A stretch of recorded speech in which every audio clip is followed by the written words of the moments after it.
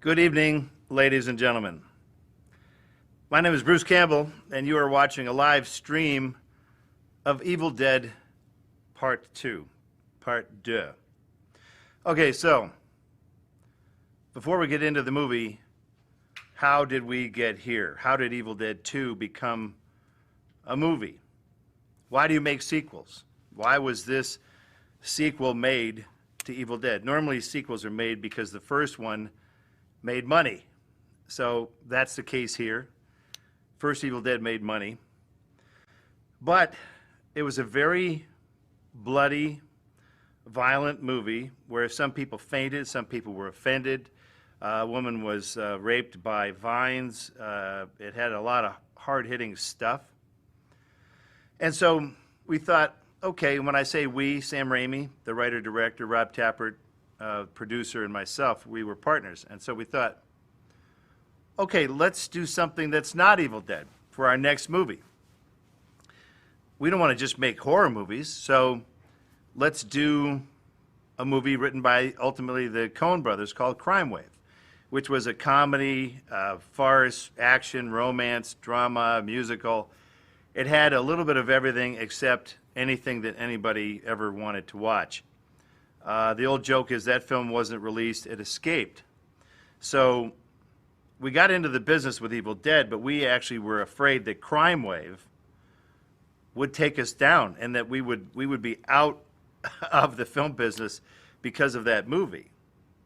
So I think in the middle of all this, Sam Raimi thought to himself, what if Ash didn't die? Because it sure seemed like he died at the end of Evil Dead. This malevolent entity comes through the woods and blasting through the doors right up to him, right after all of his struggles, and bam, basically collides with him. Cut to the end, Ash is dead. Well, what if he wasn't dead? So Sam came up with this idea, enlisting a fellow pal of ours, Scott Spiegel, to co-write the screenplay for this very strange movie. This movie would not be really if it weren't for Stephen King, the great author. So Stephen King, it's well known, he helped with the first Evil Dead. But we were having trouble getting financing for this movie. And we had hired some crew people to help with budgets and scheduling and all that. But we eventually had to let them go because we couldn't raise the money. And so one of the crew members went up to North Carolina to look for work in Wilmington, where Dino De Laurentiis had a big operation. And he was currently making a movie called Maximum Overdrive, directed by Stephen King. Well, the same crew member gets on that movie. And they start jawing, and Stephen King's like, hey, what have you been up to? And she said, well, I was trying to work on Evil Dead 2, but the guys couldn't get the money. So Stephen King was like, well, wait a second, that doesn't make any sense. He endorsed the first Evil Dead, so I think he was very familiar with it. So he said, well, I'll tell Dino. So he contacts Dino De Laurentiis, who's financing his movie. Dino De Laurentiis, for your background, is a old-time, bigger-than-life Italian producer who made King Kong and a bunch of other movies. So Stephen King says, hey, Dino, you should make this movie. And Dino looks at the foreign sales numbers of the first Evil Dead and goes, okay. That's sort of how Dino was. He would slap his hands and, okay, let's do it. So thank you, Stephen King, again, for helping make this movie. Now, we're paused at this first image right here with Rosebud. It's Rosebud releasing. It's not Dino De Laurentiis. Dino De Laurentiis was what they call a signatory to the MPAA, the Motion Picture Association of America. They give the ratings for movies. Well, the first Evil Dead was unrated. So Crime Wave didn't really come out. We didn't have a ratings problem with that. This movie, we kind of got the indication from the ratings board, you're not going to get a rating. You didn't get the first rating for Evil Dead. This is the sequel. You got it coming. And so we realized that we couldn't release this movie under Dino De Laurentiis' company because he had sort of promised to always put a rating on each of his movies.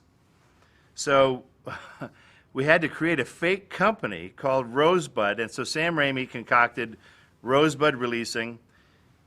Go ahead and let it play. He even filmed this stop-motion opening of a Rose opening. Legend has it sort that of it was written a little bit by like the or an Dark homage to Citizen Kane. Ex Mortis. And so that's why this strange translated, releasing company released this movie. Of the Dead.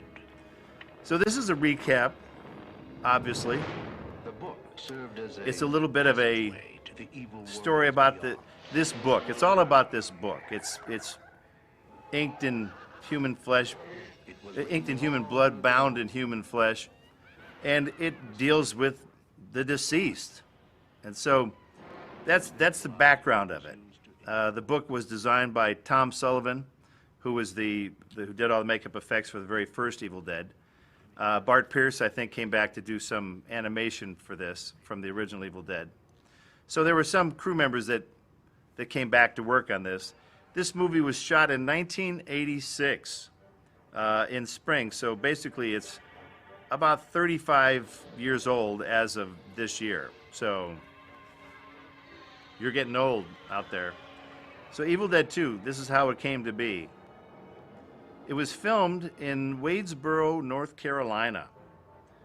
We've searched around different places, and eventually we came upon the property of a guy named Mr. Huntley. Let's call it Mr. Huntley. And let's pause it there for a second. Okay, so is Ash going back to the cabin with new friends because he had so much fun the first time? This is where people get confused. Is Evil Dead 2 a sequel or a remake?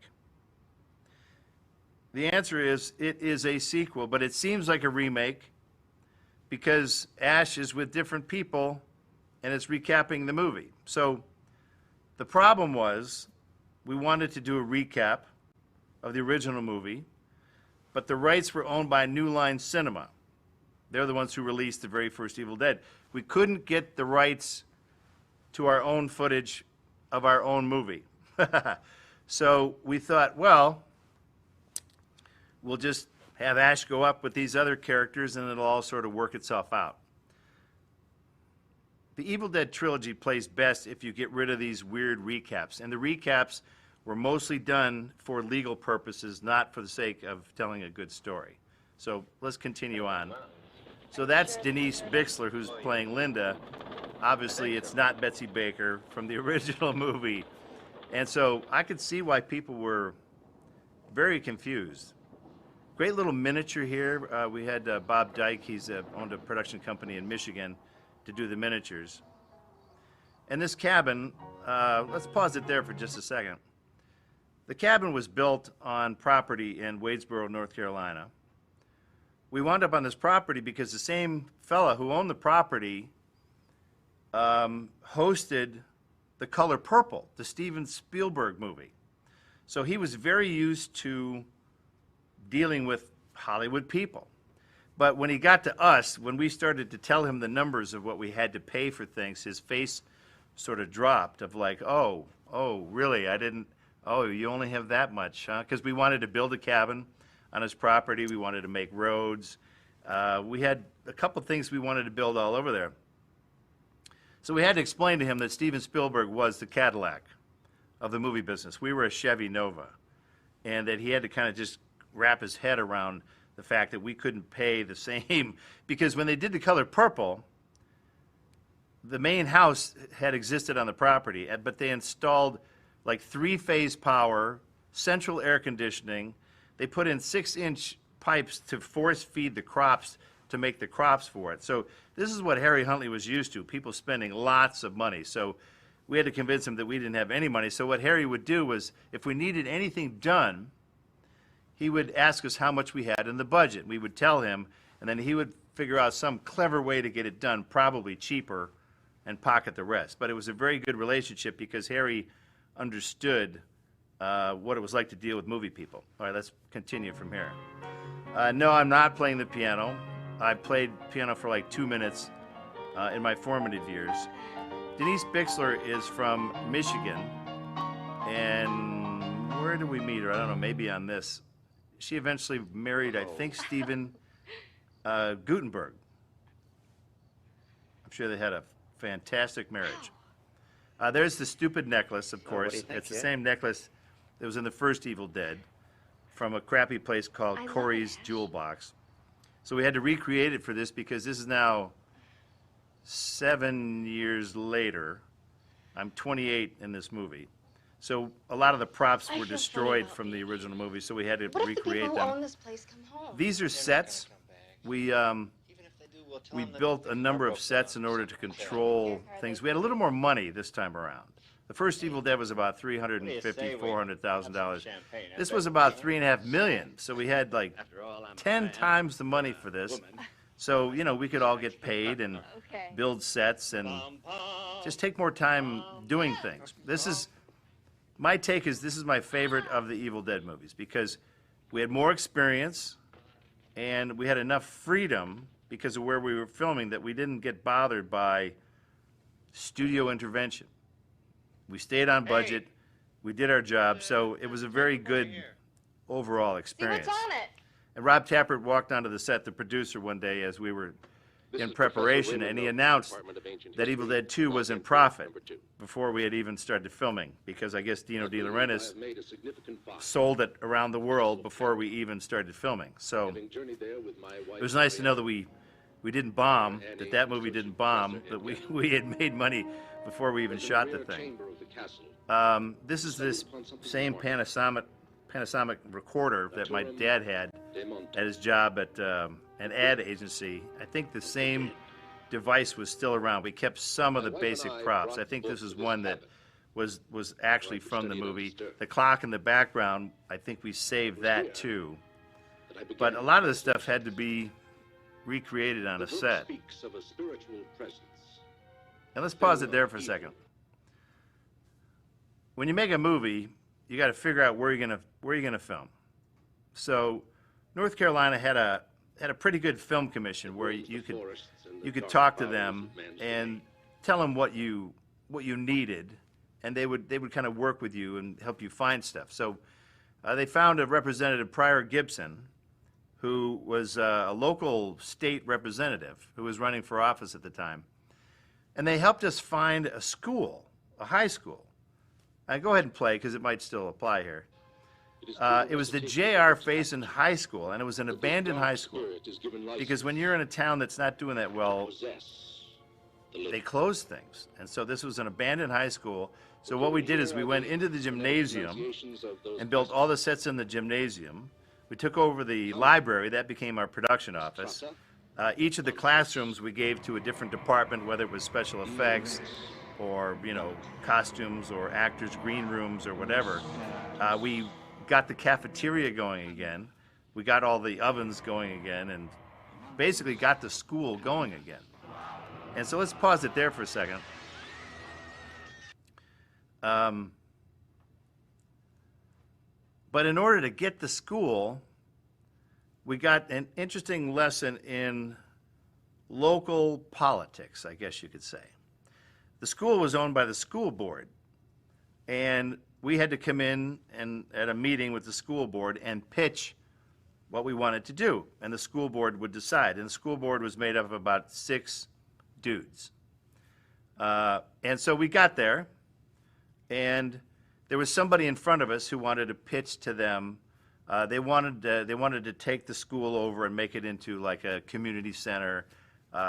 Kids could play basketball and stuff like that. Very well-meaning thing, but they had no money. And so as this guy was talking, I looked around the room, and each of these guys was doing this, looking at their watch, doing the big fake yawn. I knew that this guy was doomed because they just weren't interested because he had no money.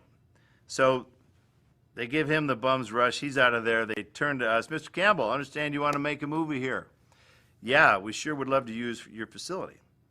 And so basically we went right around the table, starting with the first guy. Hey, Mr. Campbell, I'm so-and-so. I'm a contractor. I understand you might have to put a big access door back there. Well, I can take care of that for you. So I'm like, okay, gets the contract to do this. Next guy, hey, Mr. Campbell, I'm and I own a lumber, hardware, and paint store, and you might want to build some sets, I understand. I'm like, yeah. He goes, well, we can help you out with that. Next guy, yeah, Mr. Campbell, I'm and I own a security company.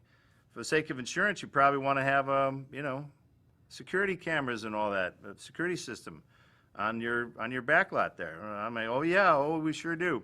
So I basically went around the room and gave something to every single one of these dudes in order to get to school, because we were only paying $500 a month for the school. So there was no money to be made here.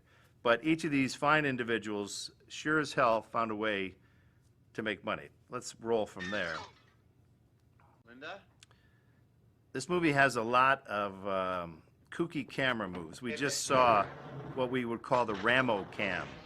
We put the camera on the end of a stick and ram it through the windshield. This movie has a lot of very fun visuals, filmed by Peter Deming, was the director of photography.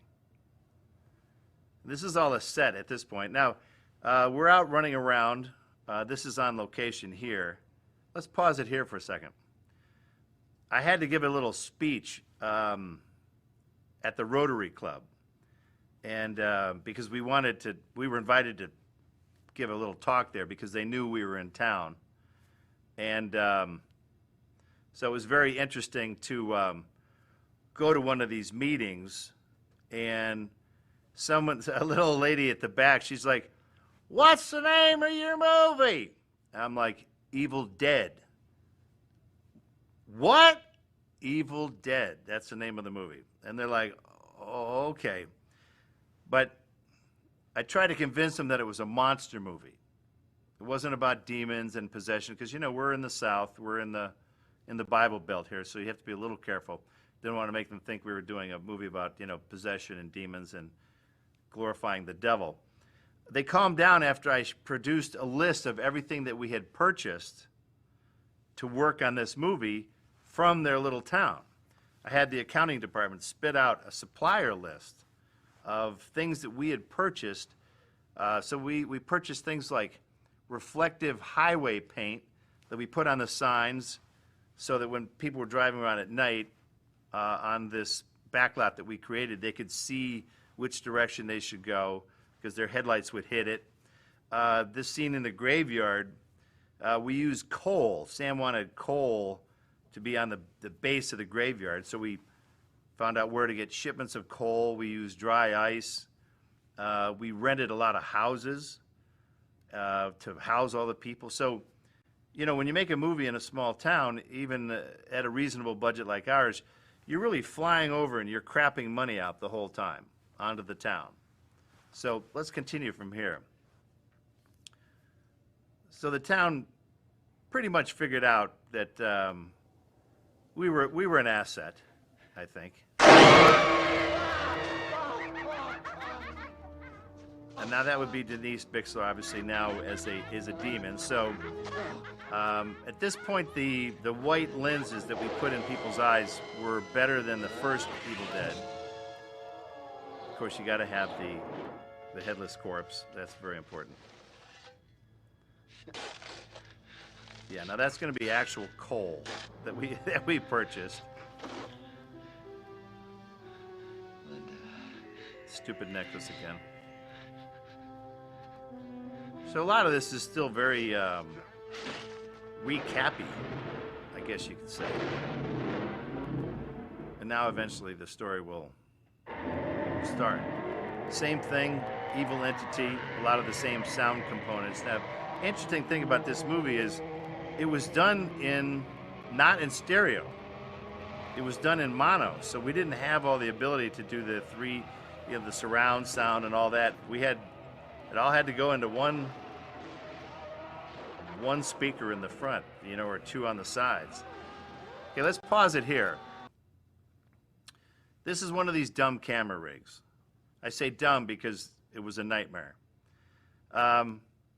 This is where you would actually, at the end of Evil Dead, where the camera comes racing up to Ash and cuts to black, this is where you would cut into this movie to make it a seamless transition. So as though Ash were caught in the whirlwind. So let's roll a little bit of the shot just to watch it for a second. Okay, so it's pretty freaky. Okay, let's hold it there. All right. So it's herky-jerky in motion. Ash is spinning around, flying through the trees. So essentially, this was the one shot for some reason we shot in Cheraw, South Carolina. It was a road that was about a mile long, that was not used much, and it was paved and had woods on both sides. That was the criteria. Because we had to get a crane truck with a crane arm, and then me mounted on the front of that, and it had to be able to roll steadily and smoothly down this road without all these extra bumps. And it had to be able to go up and down, and I had to be able to spin. So Vern Hyde was our special effects guy, mechanical effects. So he figured out a way at the end of this crane arm to put essentially an X, a metal X, that I would be lashed to, strapped into, and then my clothes, my costume, was then stitched over the top of that and sewn on the back side so that you couldn't see where it was attached.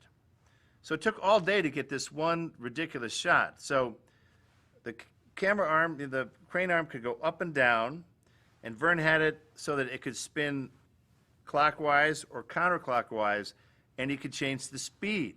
And of course, who was controlling this? Sam Raimi.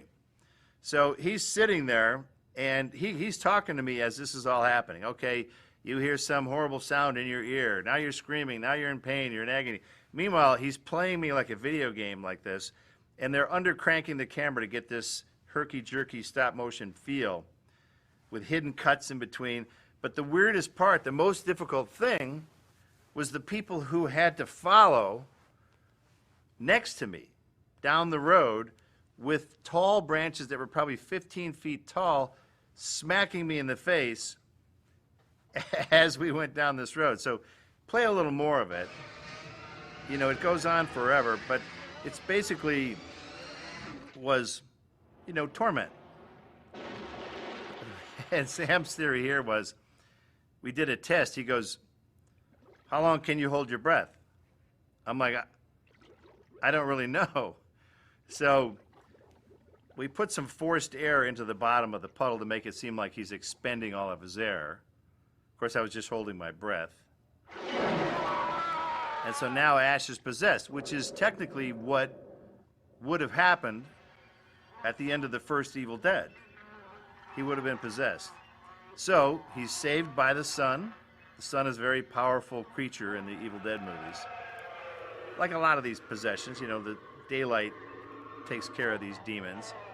So we shot weird reverse motion to make all the smoke kind of go back to where it came from. There's a strange little close-up coming up here where Sam wanted to see the milkiness of his eye actually return to my regular brown color. So, saved by the sun. And so now Ash just sits there forever and sort of rots.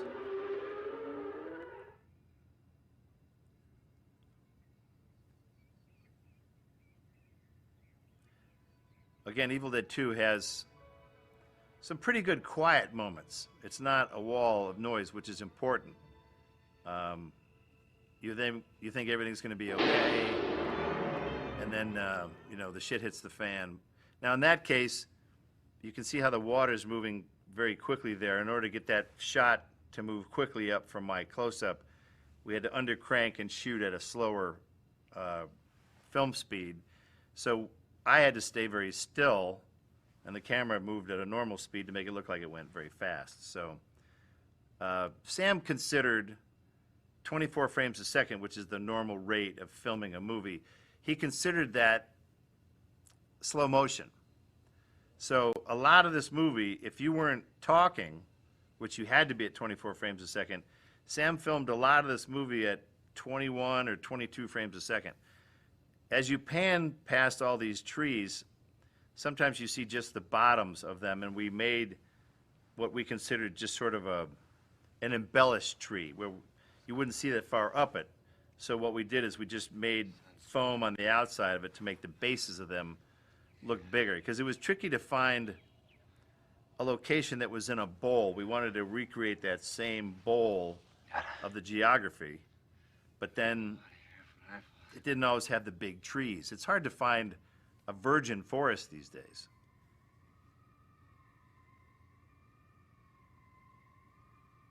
This is a reprise. I think it's Sam's. That's Sam Raimi's voice. Join us. Same guy who said join us in the first one. So it's a bit of a callback. And of course he's going to try and get out of there in the trusty Delta. Yes, the Delta 88, 73 Delta 88. It was not a total piece of shit at this point. It was still a functioning vehicle that, you know, we had to get it fixed up because we beat it up on our second movie, Crime Wave. That's a miniature, also done in Detroit. And then coming up here is really a combination of matte shots and sets, and you know, Sam loves to do a little bit of this, a little bit of that to mix it up. Big drama here. You got to have the no. Every horror film has to have the no, no, no. So obviously that's a matte shot combined with miniatures. I gotta get a grip of myself here. And then pretty cool shot coming up. This was a blue screen shot. And in order to get it this intense, it's the only way to do that was to composite me in front of a blue screen so we could make the sun going down at a very rapid rate of speed and also very large. So, as we know, when the sun goes down, that's when bad things happen. So this transitions from a miniature, does a dissolve into a set, into basically just driving like hell. So, you know, a lot of this is kind of fun and visceral. You know, this is not a high budget movie, so there is a lot of running and gunning, and this sequence is fun because it's like, it's very hairy. And I think we have a dummy coming up, which is always, you know, my personal favorite. Because of course he's going to have to crash at some point. Because you can't maintain. Of course that's Sam. It was probably Sam's branch. Okay, there's your dummy. That's me, not a dummy. We love dummies. This is called the. Let's pause it here. Get a little closer. Let's keep going. Okay, hold it there. This is what we call the Ramo Cam, and we had to do this about 2 or 3 times. Sam wanted this entity to come back to the back of the car, go up, go through the back windshield, go through the car, and go out the front windshield. So before the world of digital, we had to just do it. So we had a long pole that was on a cart that rolled. It was like a javelin. And it had 2 things that would break the windshield as it came through. And I think Vern Hyde was even going to blow the window as we went through, but had 2 metal prongs so it wouldn't wreck the camera. But as it went through the back windshield, about 4 guys had to hand feed it through and try and get it the right height so it would go through the front. And we knocked out the rearview mirror at one point. We hit the roof. We hit the dash. This was about the 3rd try to finally get it, so let's see what happened here. Goes through the back, bam, goes through the front. So it's a very short shot, but it took a lot to get it. Sam likes to take a lot of liberties. Okay, pause it here. We only built a portion of the interior out on location because it's impractical to build a full exterior and a full interior on location, because when you build the interior, in our case, we built sets because each room needs to be able to expand to accommodate the camera and the crew. You need to be able to pull walls out. So we only did the first main room of the cabin on location. The rest of it was a set that we built back at the high school. So coming in here, the camera had to dip down. We had to do a dissolve now into the set. And Sam Raimi's very entertaining how he envisions the size of these cabins. So let's play from here. So we transition here. Now we're in a set. And this is where the cabin seems about 87 times bigger than it was in real life, because now this is the first time we've gone like back now, but we're behind the walls now. We never really did that before. And Ash never was able to, no one was able to fake out the evil force, but in this case, Ash did it. And coming out here, there's a dissolve right there. Now we're back to the location shot. So that was a fun little sequence with a bunch of cuts. This again is done with a very wide angle lens to give that dynamic visual to it. And Sam is also adding a vocal component. Meanwhile,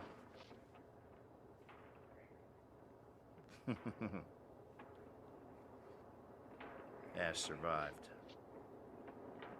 And again, this is a good example of Sam getting quiet after it gets loud.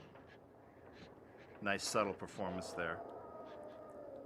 I think that was actually a miniature, because later in the movie, not to give the plot away, we had to kind of wreck the cabin, and it was easier to wreck a miniature than to wreck a real cabin. Thank you. Sarah Berry now is playing Professor Noby's daughter, the guy who found the book and translated it. How'd the expedition go? Ed Domier, I found the pages of the who book comes today. along. Yeah, I got your telegram. Thanks. Sarah went on to be I think a clinical psychologist. I hope I don't get that wrong. Have an 8 to D and 3 I think we drove her to that after this shoot. And Ed Domier then went on to work Tonight. for, Everything all set with my father? I think it Well, was it should be, but I haven't spoken to him in a QVC week. There's no phone in the cabin. for a long time. I hope I'm going to get that right. Take us about an hour to get there. Like the shopping channel. He was the host of that Hey, forever. your But, telegram that your you father know, was onto something with the first part we of his wanted him in translation. this movie. What has he found in the Book of the Dead? What has he found? That just possibly the doorway to another world? Mm-mm. We thought Sarah had a very distinctive look, and she had a good scream. Again, that's a necessary thing, is to be able to, scream. A lot of this movie is Ash alone, and that worried Dino De Laurentiis. He's like, Sam, you can't have one guy alone in a cabin for a half an hour. You can't have it.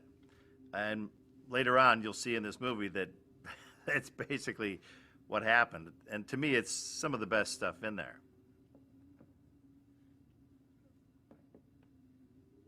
Part of this was filmed by a guy named Eugene Shuglit. I hope I got that right. So his photography was a little bit different in how it looked than Peter Deming, who came in later. So we wound up replacing a crew about 2 weeks into filming this, because we weren't going at the speed that we needed to, and the communications, we had issues. So we swapped the crew out, but these guys did very good work. They did the first 2 weeks of filming. This is the first time, too, that we had 24 tracks that we could record on digitally. It was some of the first digital stuff that we did. It was still analog in that we recorded onto a tape. It wasn't a digital recording, but we were able to have all these different tracks. And so as the movie goes on, it gets weirder and weirder. You'll see that we actually put a lot of time and effort into the sound. Of course, Joe LaDuca and his theme, Linda's theme, which hopefully we'll find out later that love conquers all. Big drama. Big drama.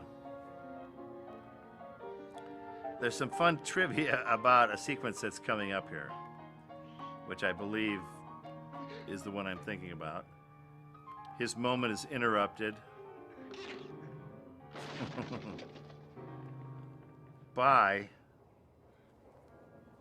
Okay, so this animation, let's let this go for a little bit. Okay, pause it right around here. So this animation is done by a guy named Doug Beswick. Doug did the Sunday morning cartoon David and Goliath. It was animated, and it told these little moral tales on Sunday morning. And so I thought it was very funny that once we found out that we were going to get this guy, Doug Beswick, to animate, because he was a very good animator, but this is a very far cry from David and Goliath. So, but Doug did a great job. Let's continue on. And Sam Raimi's very good about mixing and matching. This is all animated. This is single frame. It's very complicated stuff, mixed with some live action, reverse motion. And it's a good twisted concept. You know, and the director says, okay, well, funny thing is, Sam wanted kind of like a traditional old school dance routine, that she does these little moves and pirouettes. You know, she's very graceful, but it just happens to be a headless corpse. I think that's the one difference. So that's a nice move. The body is spinning, but the head is not. That's your basic, disembodied move.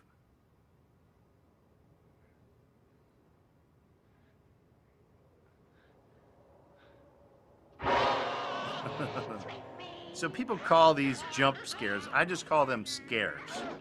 They're just scares. And when you're 28, your head is much harder. So I didn't really have a problem doing sequences where you just sort of bashed your head into stuff. For some reason, it didn't occur to me. Let's pause it right there for a second. Okay, so Ash is screaming right there, right? It's a good, long, prolonged scream. I screamed a lot in this movie. So we're filming this sequence, and I'm screaming and screaming all day long. And up in the rafters, I hear, and I'm like, is that some asshole crew member like mocking me? Like I'm working my ass off here. And it turns out the guy was being electrocuted up in the rafters of the set. He had put his hand on a cable and it was charged, and he was basically going, ah! So he wasn't mocking me, he was dying. So somebody had to basically kick him off of that feed in order to get him off of that. So I realized I didn't have to yell at anybody. He needed to be consoled.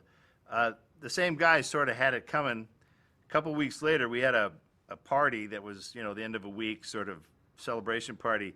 He was riding on an ATV, which flipped over, broke his collarbone, and he had to go home. So poor bastard, it wasn't meant to be. So let's continue on.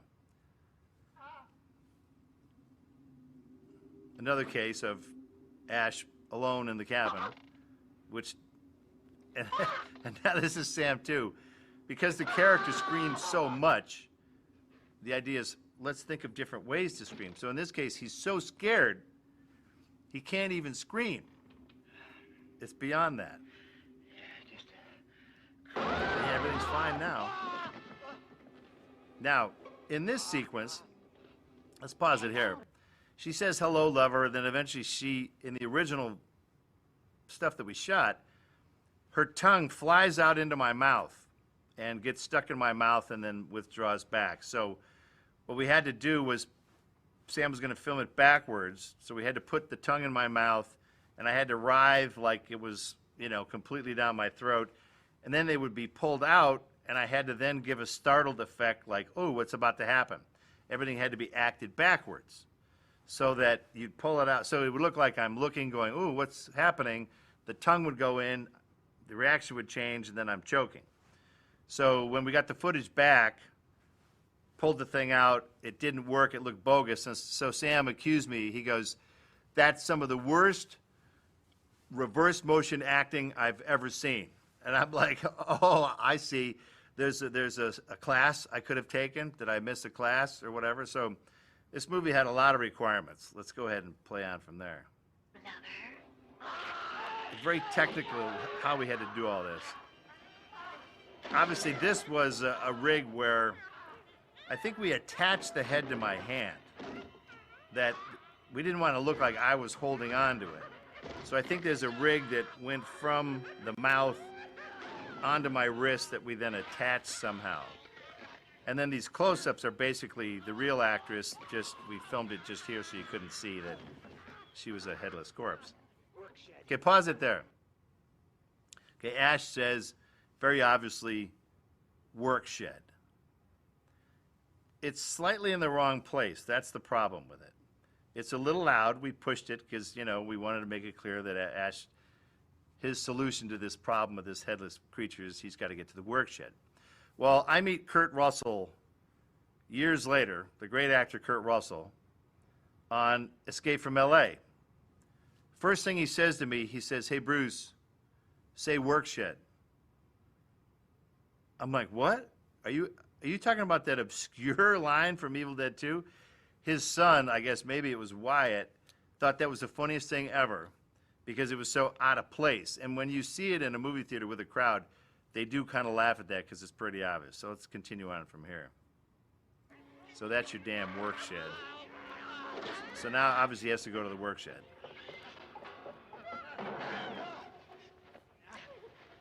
We all had a lot of energy back then.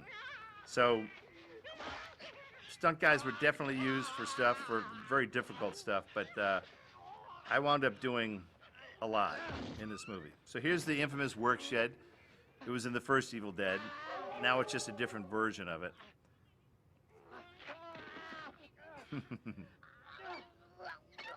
He's going to show her. You know, and these poor actors, you know, you say, hey, come on, be in a horror movie, right? So you got to put the fake teeth, you got to put the eyes in. Now we're putting her in a vice. This part, it cracks me up. Okay, pause it for just a second. Mark Sjostrom was the special effects makeup guy for this movie. And he had a team of Howard Berger, Greg Nicotero, and Bob Kurtzman, KNB. After this movie, they formed KNB as a special effects company and went on to work on, you know, a little show called The Walking Dead, which Greg Nicotero is the executive producer of now. So these guys got their start under Mark Sjostrom on this movie. So they kind of, this was their first movie that a lot of these guys worked on. And they did a great job. And again, this is a dummy, which always makes me laugh. So it was one of the guys puppeting this creature. I think it literally had like a rod up its butt, and then they were on like a mechanic's dolly on the floor so this thing could move back and forth, because I'm supposed to be fighting this thing. And you know, when you're fighting with a dummy, you can't really know what's going to happen. So go ahead and play on here. And of course, you know, Ash has to get it in the face. Now this is it, just going a little crazy here. And this is where, you know, I didn't really know where to grab it, how to grab it. I knew that I had to take it down eventually, so eventually I just sort of tackle it.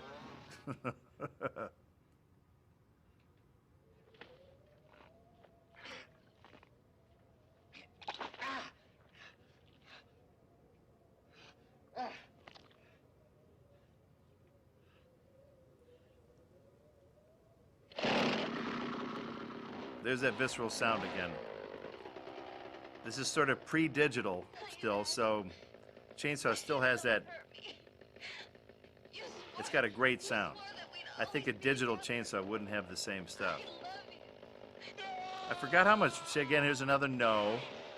I know now that scripts don't always need to have no, N-O-O-O-O-O. There are other ways to show the drama, I think, rather than yelling no. I think this is pretty artfully done. You don't really see the chainsaw's dirty business. You see a silhouette, and then, you know, the blood on the light. Okay, so that's taken care of.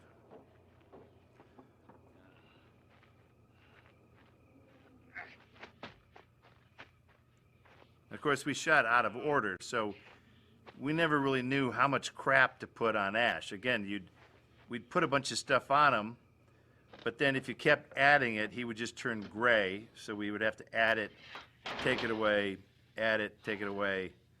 So from scene to scene, you're going to see the blood change. You're going to see him get clean so that he can get dirty again. It's kind of just the nature of the beast. There's no other way to do it. If you have a movie that's this visceral and bloody. But this was good to be able to work on a set this time, because the original cabin in the actual Tennessee was very problematic. We had to kind of do construction stuff to make it work. And in this case, we could kind of design each room for what we needed. So that was the advantage of having a little more of a budget. Okay, hold it here for just a second. This guy named Drew Newman was sort of a sound whiz that we ran into. He introduced me to Thai food for the first time. He worked in Los Angeles, and we knew that the movie needed a lot of weird sound. So I wound up sitting with Drew for eons, coming up with sounds that would animate a lot of these creatures. As this movie goes on, a lot of the cabin kind of comes alive. So we wanted to then take that and use sound to make it come alive. So go ahead and play. I think this sequence here is Sam Raimi's voice again. He liked doing these little accents, making the chair come alive. And then Drew had a lot of toys to change the dynamics of the voice to remove the human aspects from it. So this is a combination of obviously creaks and Sam doing a visual. And I think, if I'm not mistaken, this is sort of the beginning of this long sequence of just Ash, which disturbed Dino De Laurentiis to no end.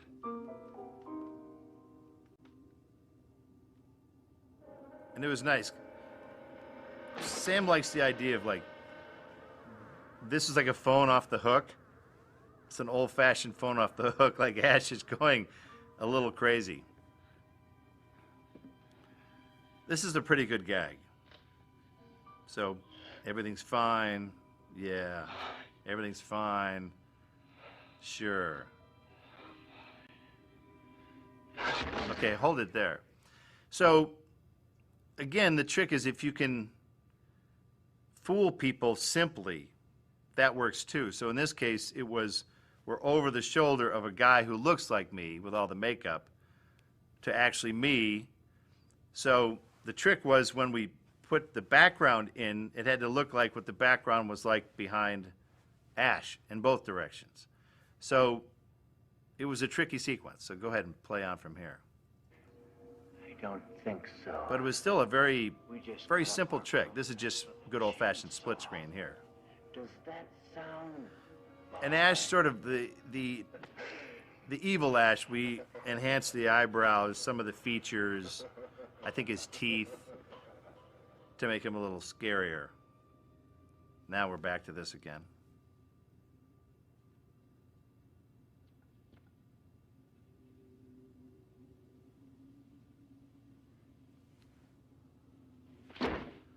What's nice is that, again, Sam Raimi is willing to take time in between some of these sequences. Okay, now he's been bitten. So that was another bit of stop motion animation that was similar to the first Evil Dead, that these things get infected. So this is a sequence now where Ash's hand gets possessed. So a lot of this is good old-fashioned pantomime, pretending like it's possessed. And because it was my hand, I could work with it, and I would know when it's coming at me. And the trick is to sort of keep it alive, where you're looking at other stuff. You want it to seem like it's got a mind of its own. More drama here. Big drama.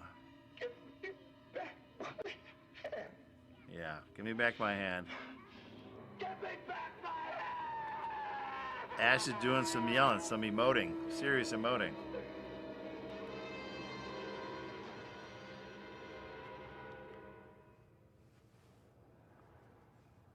Okay, now I think we're getting to the rest of the story now. Who are these people? Okay, this is Danny Hicks, who has just recently passed on. And Danny, he was a Detroit actor, very good actor, and he auditioned for the part of Jake. And he was good and everything, and we thought he was okay, Excuse me. but he didn't, I don't think he thought that he had sold us on it. So he goes, hey guys, I can take my teeth out. And we're like, well, what do you mean? So he had a whole bridge that he could take out, which, you know, left him with 4 missing teeth. And so that, we were like, okay, well, you got it. There must be another way. You're the guy. So Danny wound up being in Darkman. He wound up being in a bunch of Sam's different movies. I used him multiple times, and he was just a great journeyman actor and a really fun dude. This is Cassie Wesley on the right there. Cassie went on to be in a soap and still is for like 4,700 years. She went from Evil Dead 2 to a soap opera, you know. Just remember. They're very similar, you know, if you think about it. There is a trail. And so You could. it was very fun to work with her in that context, and I wonder what the people at the soap opera thought, if any of them saw Evil Dead 2. It's not something that you would correlate with the same actor doing both types of projects. Tell you what, you take my bags and you got a deal. Sure. Sure. This is where Scott Spiegel comes in, who co-wrote it. He's a very funny guy, and so they're basically just, this is a gag they're setting up that, you know, I thought it would be fine to take the luggage. Then you see later the luggage that he has to carry. So back to this sequence now. This was a grueling sequence to film, as you can imagine. Cool shot, sort of sink point of view. And so we're back to the crockery now. In all of our Super 8 days, our amateur filmmaking days, we used to bust a lot of unfired crockery over our head, because if you didn't fire it, it was just clay, and it would break pretty easily. Then you would just add all the sound effects. So pause it here for just a second. That's a lovely frame to stop on. Basically, Sam and I and another guy, Doug Sills, we had a very poor talent show called the Bonzoid Sisters. We would do bad acrobatics dressed in long underwear. And part of it, we would flip ourselves.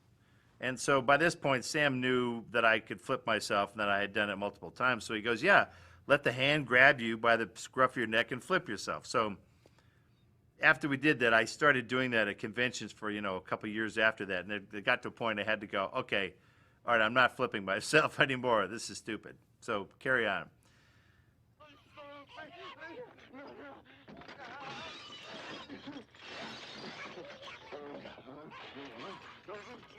So we sort of had it roughed out. These plates are here. That crockery is there. That cup is there. You fall down here. These plates get you, you know, down to the ground. And then the hand has to act with a mind of its own now. So it's just, you know, this is a combination of sound effects and him dragging himself. So I think at that point, I'm pushing myself away from a wall incrementally. So none of this was like tricky, you know, that's just a singular shot of the hand. Of course, that's Sam doing these little hand noises. It's very important that he gets his voice in on all this stuff. Same thing, I'm probably just pushing myself up. This was a tricky little thing because it was a hand that was filled with a hollow core that was filled with liquid, and it was a very delicate creature that was starting to melt. So we had to kind of get this thing right or not. So a couple of these things we got sort of, you know, by the hair of our chinny chin chin. This is pretty effective. It's pretty handy. The camera had to move in, and we had to position a Hudson sprayer at just the right spot so it could get me right in the face. I thought it was very effective. So by now, Dino De Laurentiis is losing his shit because he goes, Sam, you can't have a guy out in a cabin. You can't do it. So it's probably obviously the reason why we're cutting back to some of these these other folks. And now I guess it's just that's the payoff of the gag of, sure, I'll take your luggage. Why not?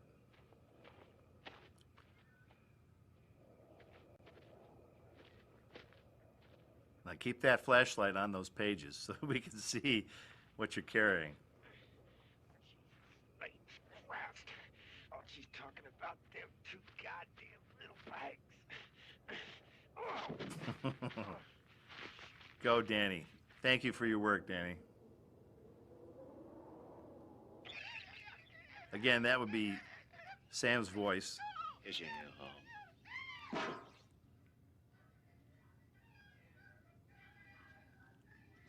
And this is kind of where the movie starts to get a little gonzo. A Farewell to Arms by Stubby K, which is a strange combination of, obviously, I think Ernest Hemingway wrote Farewell to Arms, but Stubby K was an actual actor. He was a character actor.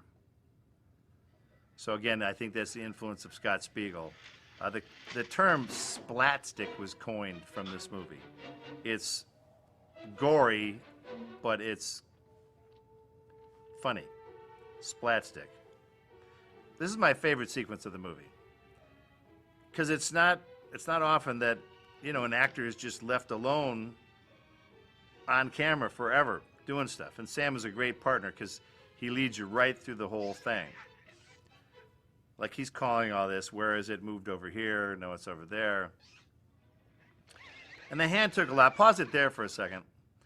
That previous shot was basically a hand with a, I think probably just a dark, with a stump, and it was a stump that projected out this way, but the real arm was underneath the floorboards. So it was a real hand, and the camera was right on the floorboard, so you couldn't really tell.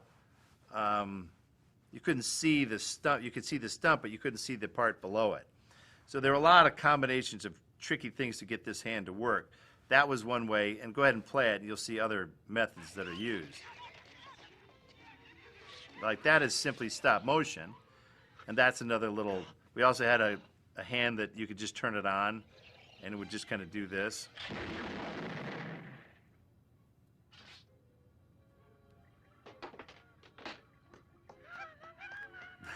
Again, I think this is Scott Spiegel at play.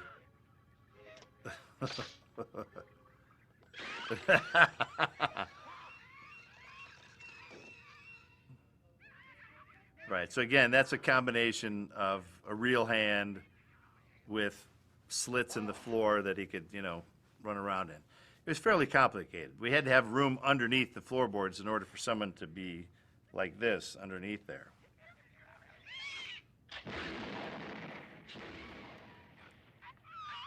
Okay, that's obviously Sam making us think that the thing, okay, and the blood coming out. So Sam wanted basically a blood flood from this. And in order to do that, we had to try different things. Okay, pause it there. At first, Sam wanted these holes that Ash, you know, created in the cabin, to the blood spurting out from the holes and hitting me directly. So when we tried to do it for real, Vern Hyde built these pumps, and you could hear everything getting up to speed, and the blood would come out of the holes and sort of go shh and get up to speed. But Sam wanted an instant hit. So in this frame here, what you're seeing is the set is turned sideways, and the camera is turned sideways. So through the lens, it looks like I'm standing up straight, but really I'm on a board, like a diving board that I'm on. And the set behind me is turned the same way, and now above me is where they put the hole. So they could basically pull the plug on like a 55-gallon drum and empty the damn thing directly into my face. We tested one drop. The effects guy was like, okay, Bruce, let's test this. So I look up. He dropped one little bit, hit me directly in the forehead. We're like, okay, that'll probably work. So, you know, I say to Sam, how long is this going to last? And so Sam goes, I don't know. He asked the effects guy, how long is this going to last? And the effects guy goes, 55 gallons worth. And so Sam goes, all right, if you're drowning, wave your arms. And I'm like, well, I'm supposed to do that anyway. How would you know whether I'm drowning or not? He goes, just shut up, just do it. You know, he didn't have time to explain it at that point. So it worked very well, but the force of the blood up my nose, I basically blew blood out of my nose for the following week. But let's play on. It was very, very effective, obviously. So we did a red version, and this is when everything all got up to speed and all the holes were pumping the blood later. This is what it looked like, you know, once everything got up to speed. Then it turns to black. Now that's in reverse in order to make that all work. And again, we had to try and figure out, well, what would Ash look like after he got doused in black goo? So he was really gray. Now he's a little less gray because we got to prepare him for the next crap that happens.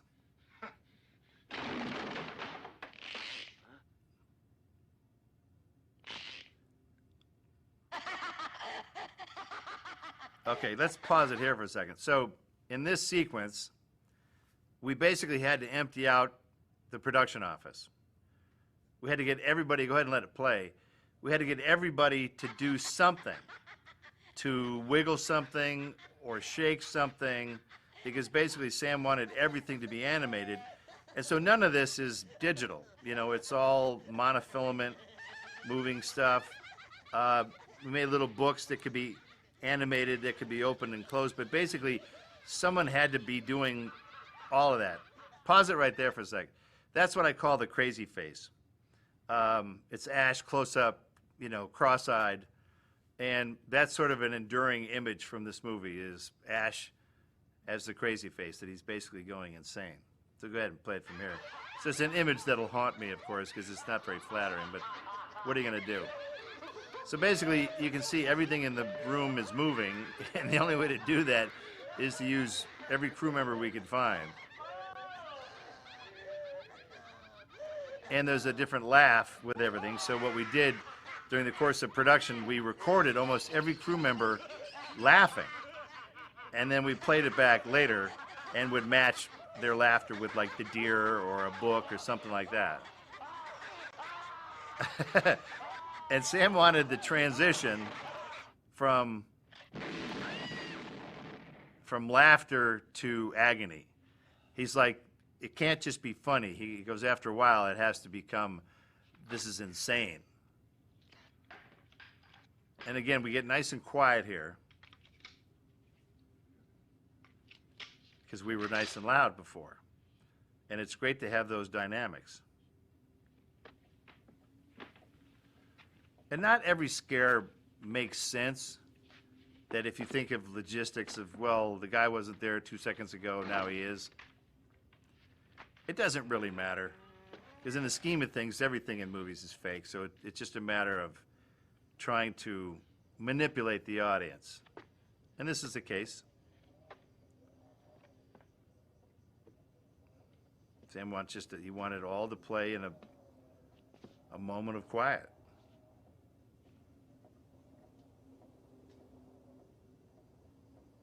And almost nothing is on the soundtrack at this point.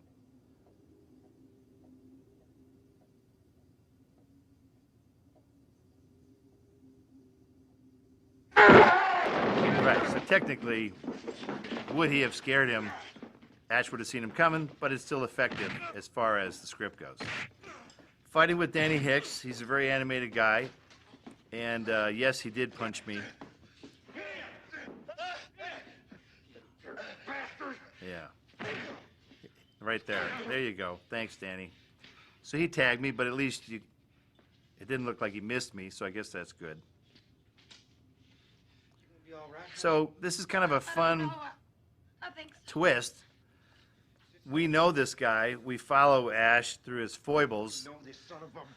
Okay, to pause it there for a second.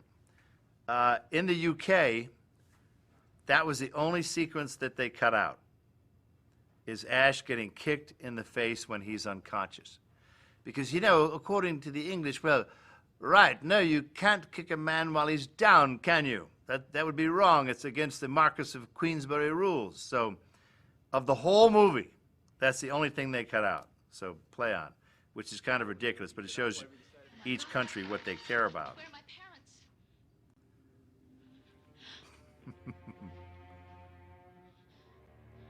We called this the taxi driver sting. There's the movie Taxi Driver, scored by the great Bernard Herrmann, has a couple of these wah, wah, wah. And of course she's bashing my head into the floorboards, but you know what the hell. So Ash is now all of a sudden, he's the bad guy. We'll throw him in there. Right, now you're setting yourself up for heartache. Crazy buck's gone blood sick.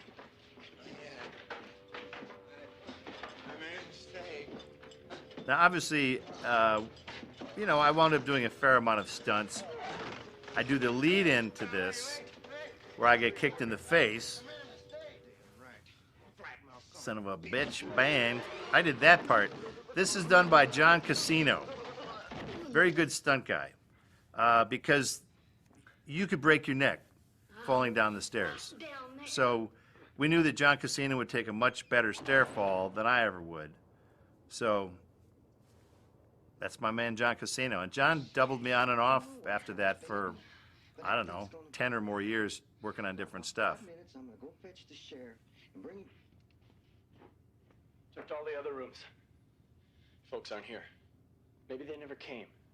But these are my father's things.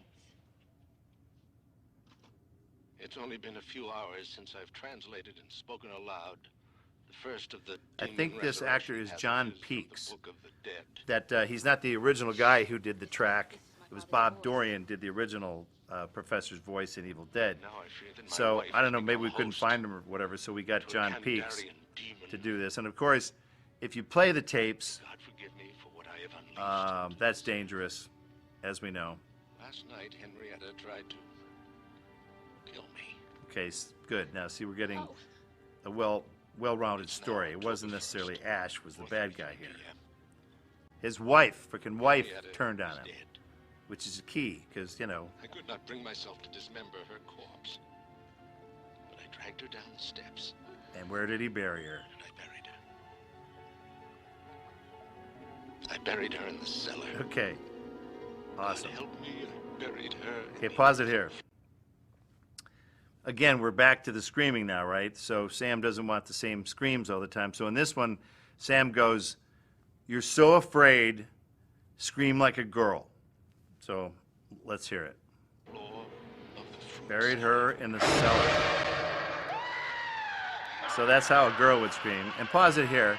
So this creature is played by Ted Raimi, Sam's brother and good pal of mine, Ted Raimi. This part got him into the Screen Actors Guild because the original role was played by an older actress, and Sam was like, "I'm going to kill that lady if I put her in 5 hours of pig suit makeup and bury her and put contact lenses in her and make her fight and all that." So it was a perfect combination. He goes, "I know, I'll get my brother Ted, he'll do it. So go ahead and play." So this is basically, it's Somebody's down it's there. nothing but torment for Ted. And he's very good in the part, but it was about 5 hours to get into it, and then he had to sit there all day long doing stuff. He had to have a breathing apparatus when he wasn't filming, because it was one of these hot summers when we filmed. It was probably over 100 for 2 to 3 weeks at a time, with humidity.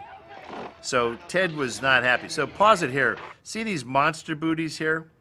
So part of Ted's makeup, they capped it with these boots that would fit over his feet to be like these horrible monster feet. Well, Ted would sweat in this suit, and the K&B guys, the effects guys, thought it was funny, because that's what special effects guys think is funny, is actors suffering. They would take the booty off of Ted every day that he worked, and they would pour it into Dixie cups and put the date on it and mark where the sweat came up to. And these Dixie cups were about that tall, and on average, he filled a half a cup almost each day of just sweat, just in his booties. So go ahead and play on, but it's good that it was Ted and not somebody else, because it was a heap of hurt for Ted. But he did a good job. Again, here's some stop motion animation. as it transitions into a different sort of beast with a long neck. So this is a combination, all these creatures, like this is really just a long neck and an animated jaw piece. So it's like Ted is not anywhere near this thing because we needed a very specific, once it expands its neck like this, it becomes a different beast.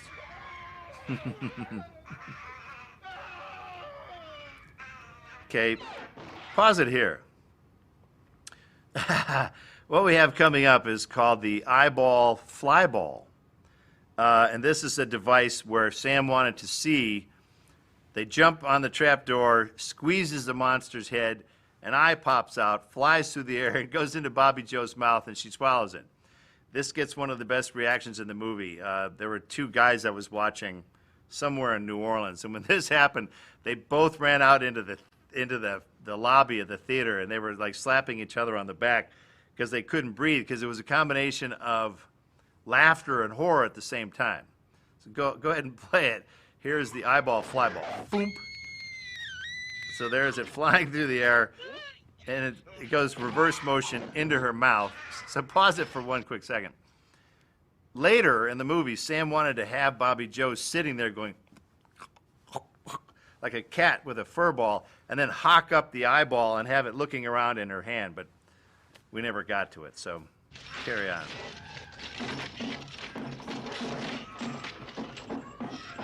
Okay, so now we know Ash is not the bad guy, so we're going to get some stuff straightened out here story-wise. These are fun scenes to shoot with guys like Danny Hicks, because he was really up for anything.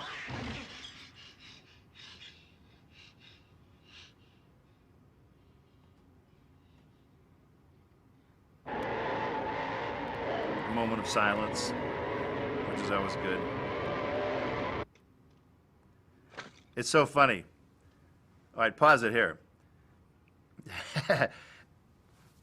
Ash had so little dialogue in this movie. It's usually a line here, a line there, look here, look there. Today, I remember thinking, oh my God, Ash has a speech, which isn't really more than 2 or 3 lines, but I remember thinking, oh my God, I got dialogue today. So let's hear this dramatic dialogue. There's something out there. Something out there. Brilliant deduction, Ash. That witch in the cellar is only part of it. Sam's a big fan of William Shatner, so lives I'm sure he wanted me to add a little out in those woods. Shatnerism here, In the dark. with slightly strange inflections. Something that's come back from the dead. Yay! Please, let's get the hell out of here. We're going, baby. We're gonna get on there. Nobody goes out that door. Not till daylight. You listen to me. Hush, little baby, don't say Now this is the original actress who was to play the role of Henrietta. And so thankfully Sam didn't want to put her in the suit. Gonna buy you a diamond ring. And this is a good shtick because it's the same MO with the demons. They're clever. So now everything's okay. Remember me? It's your mommy. This little thing I used to sing to you when you were a kid. Yeah. Mother? And so for a second, you start to think, yeah, everything's okay. Sure. No way. Ash he's the veteran now. He's not the clumsy idiot anymore. No. He's like he's been through one tour of duty. September 2nd, 1962. I remember it well because it was snowing. So strange it would be snowing in September. Yeah, and of course now you know that she's telling a fat one here. That thing in the cellar is not my mother. Nope. And that's not Ed either. So that's a little reverse motion action. This is also another case. Pause it here. It's when he's elevated there, he's being lifted from behind. So you can't see the element that's lifting him. It goes back out through the window. So again, this is a combination of a lot of elements. Sam likes to mix it up. Go ahead. Now we think Ash is maybe a coward? We want what is yours. Dead by dawn. Dead by dawn. Uh-oh. Now Henrietta's back.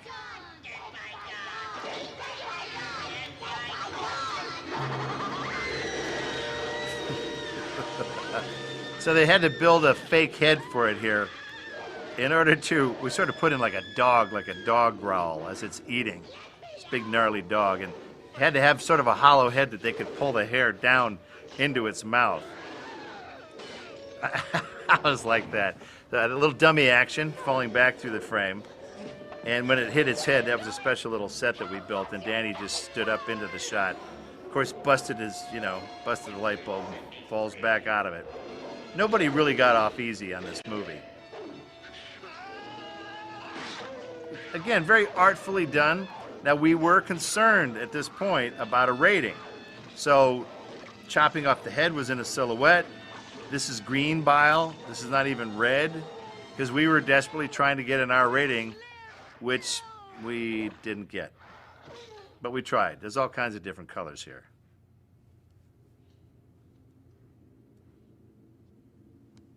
Again, now it gets very quiet again.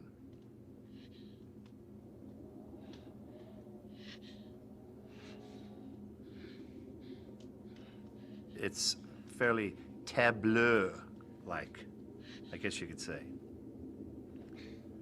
Now, everyone is in on the joke. We all know that one by one, we're going to get it.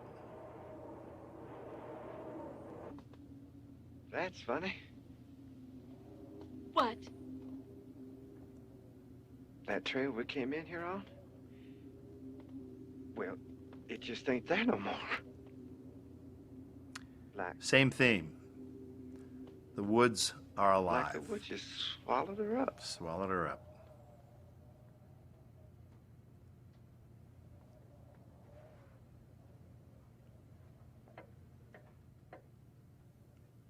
Now it's getting quiet. It's getting too quiet. You can always tell in an Evil Dead movie, if it gets too quiet, that's not good. It's so quiet. Okay, this sequence was a lot of time spent with Drew Newman doing weird yells that would go backwards and forwards, choo-choo train sounds, whistles, hoarse noises, scraping. So I think Sam called this the zoom room. And can you pause it for a second? So what he did was he threw what's called an anamorphic lens on it, which stretches everything. So he put a weird lens on it, and then he animated a frame at a time, and he would move between two characters, and it would look very strange and flattened out.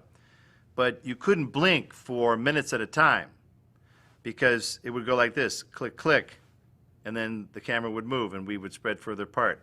Click, click, and you'd move, and the camera would move. So Sam was using us as stop-motion puppets. So again, as an actor, it's like having us do things where you go, well, how's that going to work? How's that supposed to look? So we were all very challenged. So go ahead and play it. You can see there's just all kinds of variations. Like we had to stay perfectly still for that. That probably took 20 minutes to film just that one piece. We took weird wooden creaks and messed with those. Thing called I think it's a vocoder that you can put vocals in, and it changes the dynamics. Force its way into our world. Right, so this is the emergence of Professor Noby.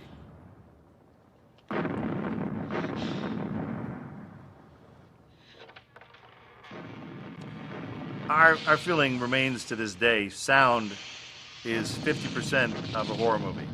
Visuals are important. This is a really cool tracking shot with the lightning outside, but the sound helps. Here's the same dead sound, by the way. This is the same sound that is the cabin sound that Sam recorded during the original Evil Dead. So we just reprised it here. So whenever it's really quiet, you're going to hear that dead, hollow sound again.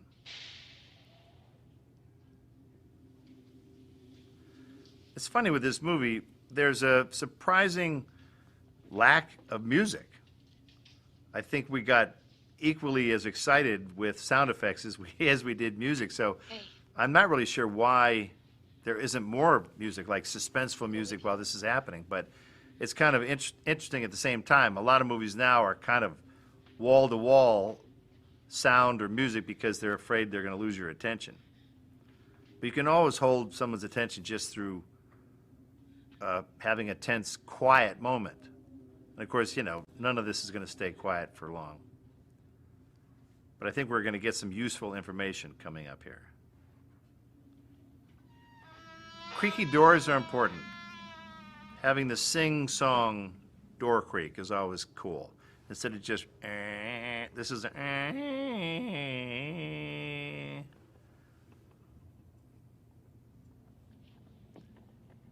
At one point, hold it for just a second. You could never do this crap today. We needed, later in the movie, you'll see a lot of destruction happen. And we had to have sound of like wood smashing and crashing and plaster and timber and large boards falling. And not far from where we were living in Michigan, we found an abandoned house. And we looked up the address. I'm not even sure how we did this, found the owner, and the owner was in Florida. And we asked them, hey, your house is abandoned. This was really a piece of crap. It's uninhabitable. You know, it was not, nothing was functioning. And we go, could we go inside there with basically a sledgehammer and smash the crap out of the inside of your house? And for some strange reason, they said, yeah, go for it. And I think maybe they signed a piece of paper or something. So we pulled up and with great impunity just smashed the living crap out of this house and recorded every bit of it. So we had all kinds of wood sounds, creaks, smashes, glass, for nothing. I don't even think we paid them. So let's carry on. There's a Tamaqua t-shirt in the background. That's where Sam went to camp. So wonderful things happen at Tamaqua, so he always puts a Tamaqua shirt in there.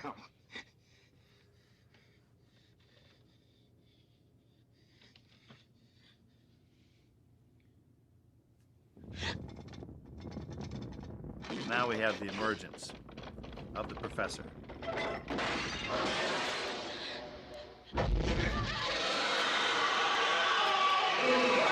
Okay, pause it here for a second. There was a funnel that we had. We had offices in Ferndale, Michigan, and it was an old dentist's office. And there were always offices that were available to rent. So we just, for 1 month, we rented an extra office. And I talked to a sound engineer. I was like, okay, we want to record a bunch of random sound effects. We don't want to be in a studio. What do we need to do? So we built a wooden floor that was elevated to give it a little bit of a hollow sound. And then he goes, build a fake wall. Because if you have a square room to record in, the sound is going to bounce off of those walls and you'll hear, and it'll be ugly and hollow sounding. He says, build a false wall that is angled in so that not all the walls are facing each other. One is off angle, so when the sound hits it, it can't go right back. It bounces somewhere else and deadens the room. And then we put sort of like egg crates on the wall to deaden the rest of it. And that's where we just recorded. I just took the script, and in order, I just highlighted anything that seemed to have a sound to it. They would call this Foley in movies today, where you'd watch the picture and, you know, pick up a bottle and handle it and put it back down. We just did it all wild, and so we spent, I don't know how long, making these dumb sounds in a dentist's office. So this particular one, go ahead and let it play, it was an oil funnel where I took some dust off and sprayed it, and it went down the tube, and then Drew Newman warped that, and we made that the sound for him emerging from the netherworld. So sometimes it just takes an oil funnel and a can of dust off to do it. I don't even think this is the score. These were different chords that we played of just ambience. And I think this was Drew Newman's work also.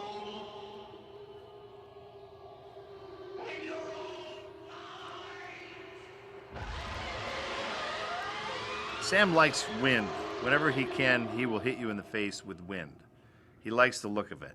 And it's effective, you know, for what you're doing. Holding my hand too You tight. hold my hand too tight. Baby. Baby, I ain't holding your hand. That's a good shtick. I think this is also a Scott Spiegel gag. You can almost tell. What? That, again, it was a remote hand that they could kind of turn on, and it had basic movements to it. Hey. Where's Papa Joe? I know where Bobby Joe is. So this is a bit of a reprieve.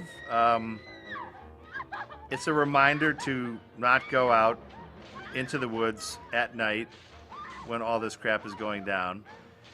And many props to Cassie. You know, these sequences are never easy to film.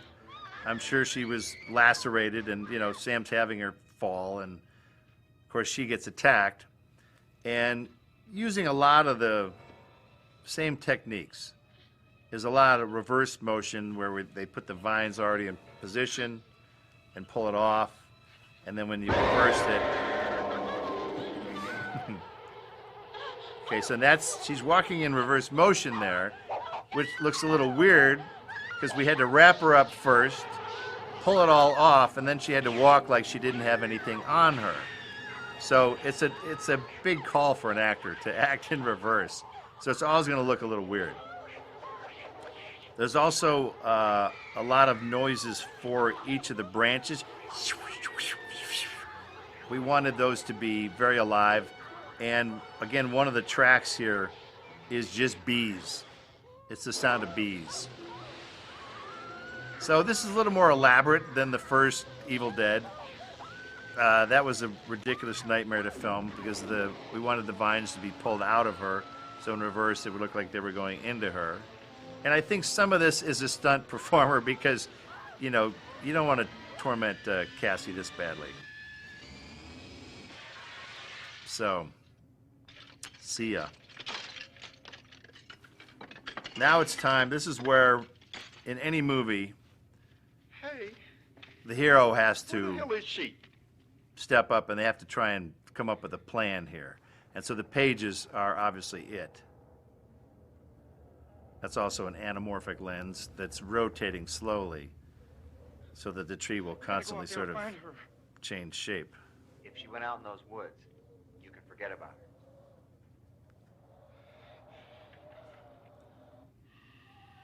her. What's wrong? Felt like someone just walked over my grave. So this is where we see, for the first time, that Ash is technically What is that? foretold. Now what's weird, pause it here for a second. 1500 AD. He's got white pants on and a blue shirt. We went out to this location to take a reference shot, and for some reason I wasn't in costume because that wasn't the idea. So I wound up wearing white pants and a blue shirt, and through some strange communication or miscommunication, that wound up getting painted in the book. Obviously he should have had brown pants. So there you go. Let's carry on. They call this man the hero from the sky. Yeah, so white pants, His nice. outsides took to Continuity, hello. Didn't do a very good job. Right, so we get a sense now that Ash is foretold Here it is. in an ancient book. This is where we see that he perhaps was destined to be this person. Recitation of this first passage will make this dark spirit manifest itself in the flesh. Why the hell would we want to do that? Recitation of the second passage She's good at translating, by the way. Kind of You know, you need that character. rift in time. Someone's got to be able to read this And gibberish, and invisible thankfully, manifestation of this by dark being spirit Professor is Novi's forced daughter, into I the guess rift. she would know that. So Best translation that was ever. very helpful, very appreciated. Aha, this is the betrayal. These are the fun parts, and this is where Danny shines. He's good at playing an asshole and a creepy asshole. So just when you think our heroes are going to pull this off, No, you idiot! Buttface screws everything. She's dead by now. Don't you understand? With these pages, at least we have a chance. Ash is trying to be reasonable, but you can't be reasonable with an idiot. Jumbo bullshit. These pages don't mean squat. Yeah, bad news. Besides, now you ain't got no choice. Now move! Go, Danny. Again, this sequence was shot, I think, way early on. So I think we just wound up pouring different colored liquid down the front of me. Now, right there, pause it for a second. Danny hits me in the back of the head with the butt of his gun, and I fall off, you know, to the ground. And I thought it was a decent stunt. You know, we had a bunch of leaves, so it wasn't too bad. But I look back, and Danny is basically half doubled over. I'm like, what is your problem? I'm the one who got hit in the back of the head. He goes, your back heel, when you fell off the porch, hit me in the dingleberries. So my heel hit him in the balls. And that's what he gets for being so close. Let's carry on. So yeah, you can see with my costume here, again, we didn't know what any of this was going to look like. So we sort of covered him with stripes of stuff. The stump is always problematic, too, when you're missing your hand. And so the trick that we did is sort of tucked it in and created something that wouldn't let the wrist bend. So I was sort of strapped to a flat piece of metal. These are more miniatures done by Mr. Bob Dyke in Detroit. They will come into play in a little bit as the woods continue to become alive.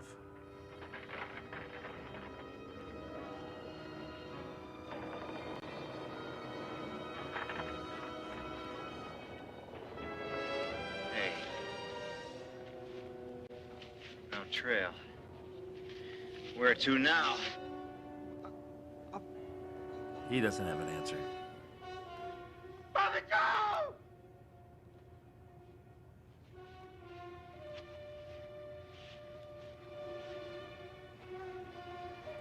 Father Joe! All right, someone's going to get it. Whenever you have the roaming entity, it's only a matter of time.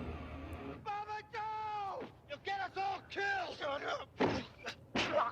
You know, I should have kicked him in the balls again. Father Joe! Father Joe! It was sort of fun to cut back and forth like that. Father Joe! Where are you, girl?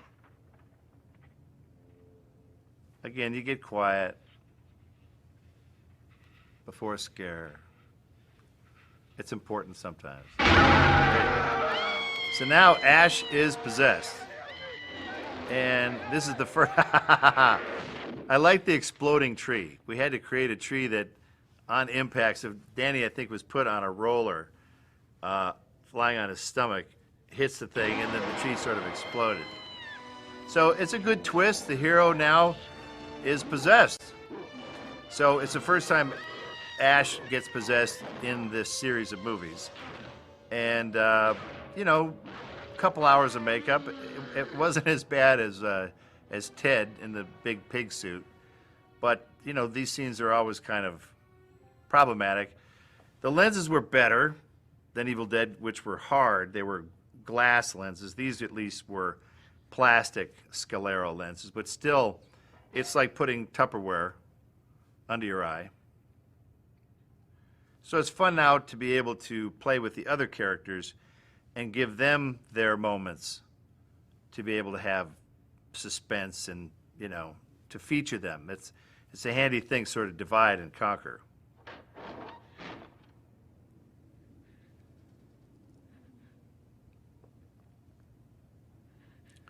Again, it's okay to get quiet, because I think what's coming up will not be quiet.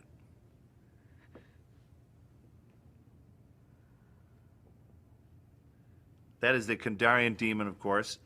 And coming up, you'll hear when she eventually uses the dagger, there's a very specific stab that I worked with Drew Newman on to get, like it had ridges in it, so it couldn't be just a regular knife. Okay, so she's going to get probably Ash. Possessed Ash is outside that door. That's what I'm guessing. So I would do the same thing that she's doing. Someone's coming in. Oh, boy.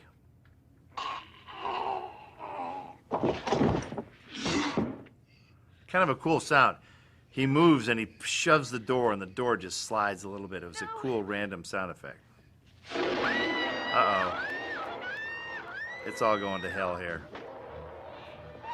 And this is, of course, probably Scott Spiegel's idea, where pain is funny, you know. So she's trying to close the door, and he's in the way. So let me just keep now. Oh yeah, he's almost out, but no, not quite. Of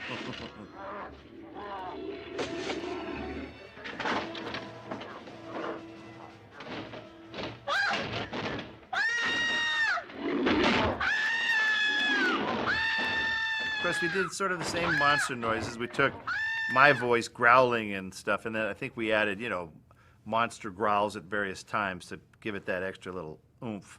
And I'm sure we pitched stuff down to make it more foreboding.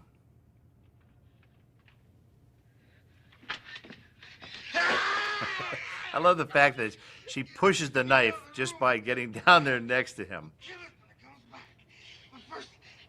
Pull this damn thing out of me! Okay, here we go. This is a good one. It's a pretty good sound effect. This is probably one of my favorite sequences in the movie. It doesn't really have anything to do with the plot, but it's Danny, it is raw agony. And she has to drag him. There's no faking this. There's no stunts. There's no cable. She's dragging his limp-ass body.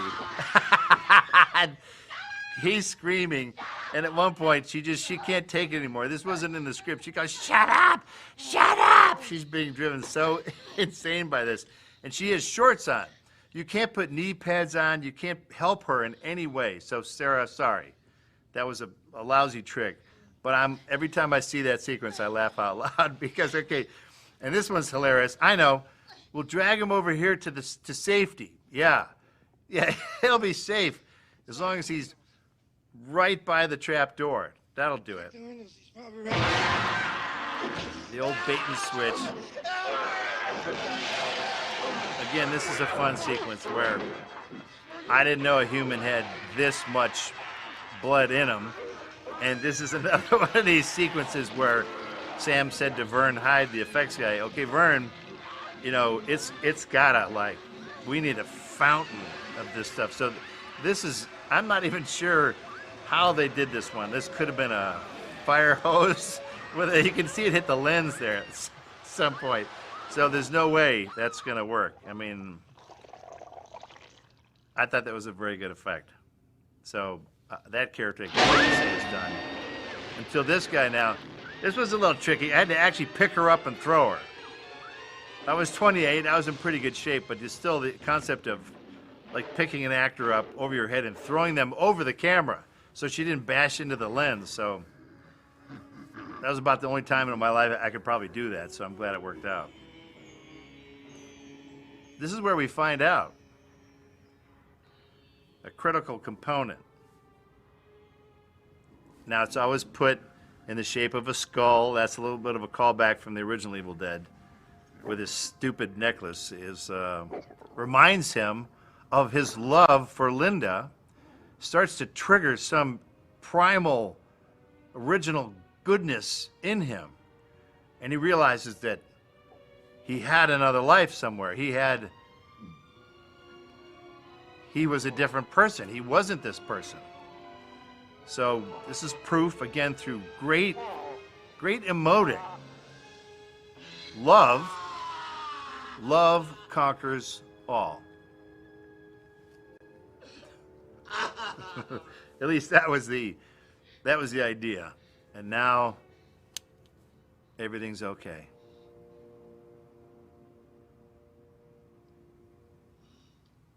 Until now. So obviously she doesn't trust him because he was just trying to kill her. So it's tough. It's tough to convince people. That thing is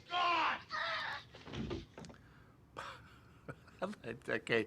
All right, Sarah, we're just going to shove you down to the ground now. So there might have been a little padding under there, but still. Damn it! I said I was all right! Are you listening to me? Do you hear what I'm saying? Ash is pissed now. I'm all right! He's all right.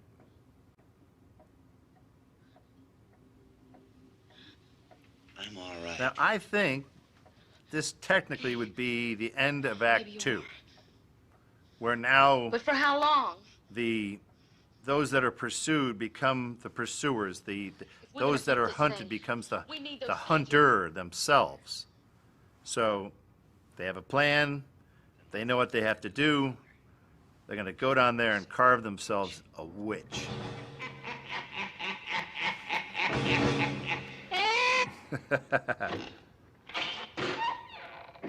But first, we need to build. And these montages are always fun. There's some montage like this in each of the Evil Dead movies. And this was, again, taking hyperized sound effects, leather, foomp. When the thing goes in there, there's like a bottle sound, foomp. None of it's realistic. So this sequence, in order to pull it off, pause it right around there. We had to combine 2 takes because he's got to fire this thing up. He's got to lower it. We have to hit a squib to make it seem like it's sparking. Then he has to be able to knock the thing off and twirl it and spin it. So there was no one take that made that happen. So you'll see coming up, right where the chainsaw hits the shotgun, there's a big flash. And we did an edit to combine 2 takes where there was a good part of one take of the first part, and there was the end part of another take. So go ahead and play it from here. So in order to get this, so right in there, there's an edit. And so now we could use the good second half. So the idea of the line, this is where the word groovy is first used in any of the Evil Deads. Groovy. The idea there was, we made this movie in '86. It was the Ronald Reagan era. And the word groovy was as far from applicable as anything. Sam wanted Ash to say something that was so archaic that it could maybe be hip again. It was so retro. So now groovy is a little more generally used, but in the 80s, nobody said groovy. So I think that's why Sam chose the word groovy.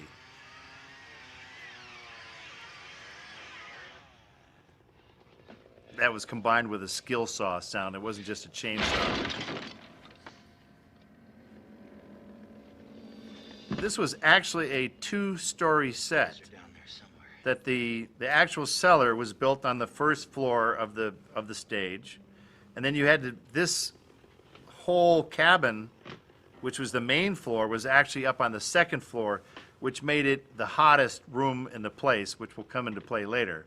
But it was the only way to have that much interaction between downstairs and upstairs. We could have her upstairs in a fully rendered set as long as we had built a set down below here. And there was so much that happened in the cellar, we thought, well, let's not make them 2 different components. Let's actually make it underneath, and so that we could use it very practically and have access to floorboards, and it just wound up being a good way to go.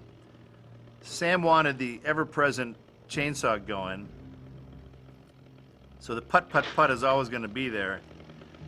He also wanted smoke to be coming out the end of it, you know, so you could see that it was alive. The only way to do that was to pump smoke through a tube that went down my entire body, out my pant leg, and to a smoke machine which was pumping out tobacco, because we learned horribly that tobacco was the only type of smoke that could go for like 20 feet through a cable. And of course, at the end of the night, when they pulled the tube out, a 1-inch wide strip of nicotine coated my entire body from the horrible smoke stain. But, you know, it's all for show.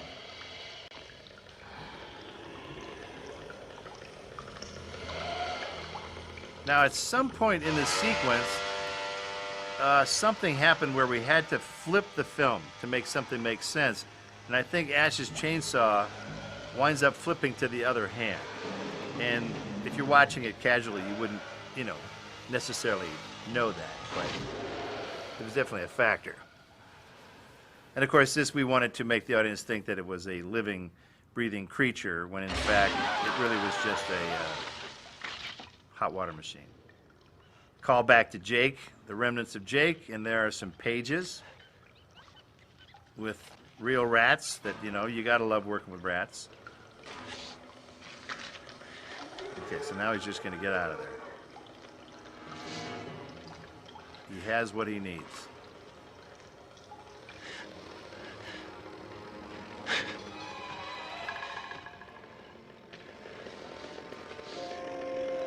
Sam has the same hanging gourds that were from the ceiling, from the first Evil Dead.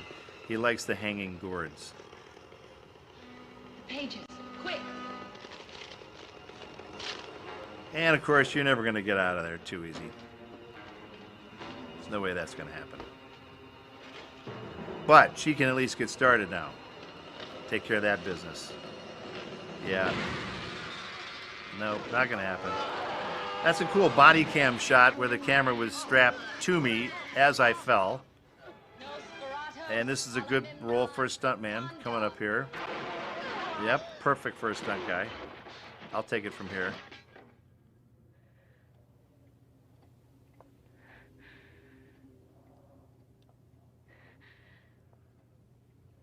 Now, this is where Ted Raimi earned his money, because as I said, this is the elevated set now.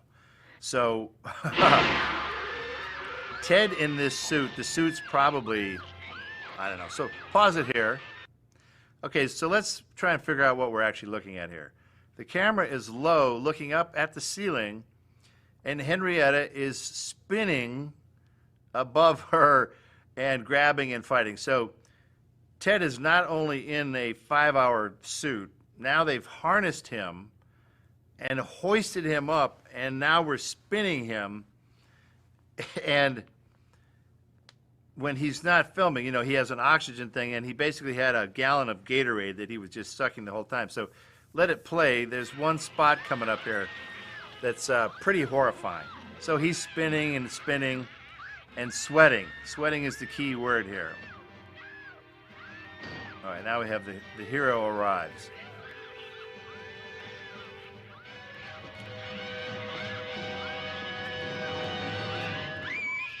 Okay, pause it right there. Henrietta turns her head sideways and goes, ah! And you'll see a close-up coming up. And right near the end of the close-up, a stream of sweat bursts out of a split in the makeup, in the seam, and comes gushing out. And we had to cut away because we were all sort of vomiting as we saw the footage, because it was Ted basically sweating uncontrollably. And as he was spinning around in the air, he was splattering crew members with sweat. So go ahead and play from here. Right at the end there, out of his ear. His left ear was spewing. So Ted's being harnessed and tormented. And this has a lot of different cuts in, because it's hard to just fight a creature, especially when you want it to like morph in front of you. So some of it was with Ted, and then it slowly morphs now into the creature that it did earlier. And now we kind of threw in a little sort of monkey sounds, you know, each of these creatures, little stretching noises. Now it's stop motion. Now that's a partial, you know, entity. That's the same creature that has just, you got the operator put their hand up his neck and operate it. So it's a combination of everything. That's good old stop motion. This is a puppet. So this is a good callback, I think. She gets the demon to remember that poem, which basically distracts it just long enough.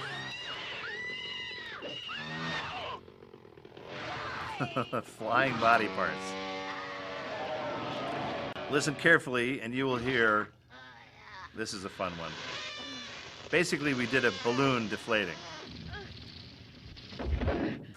Hey, I'll swallow your soul. I'll swallow your soul. I'll swallow your soul. Swallow this. Swallow this. Sam made up most of the lines in these movies, but this one I came up with because it just seemed too obvious. I'll swallow your soul. He's about to shoot the thing. Swallow this. Blam. So Ash is pretty much now, he's the war-hardened hero. And Sam's like, you're going to have to get your shirt ripped, so you have to work out. So this is the first movie I ever sort of worked out to with Mr. North Carolina. Came in and we set up a little gym in one of these classrooms because Sam's like, you have to be a hero, and I don't want to see your scrawny ass do this. So it was the first time of doing that whole workout crap for a movie, which is like, you know, it's overrated. Dwayne Johnson, God bless him, I couldn't live in a gym. So now this is called, I think, the zoom boom sequence. So this is why we built this cabin as a miniature, because now we're wrecking it, and it's a lot easier to control. So this has snap zooms and shakes, and so these are the miniature trees attacking the miniature cabin. And then because it's a set, we can start wrecking it. And because we shot the movie sort of in some form of sequence, and now it's time to wreck it. Lots of tree noises. Again, working with Drew Newman to come up with scary tree noises. Trees falling, trees lurching. Like when you reveal their face, you hear them sort of as a goon. Okay, so we only did the first of the passages. We released it.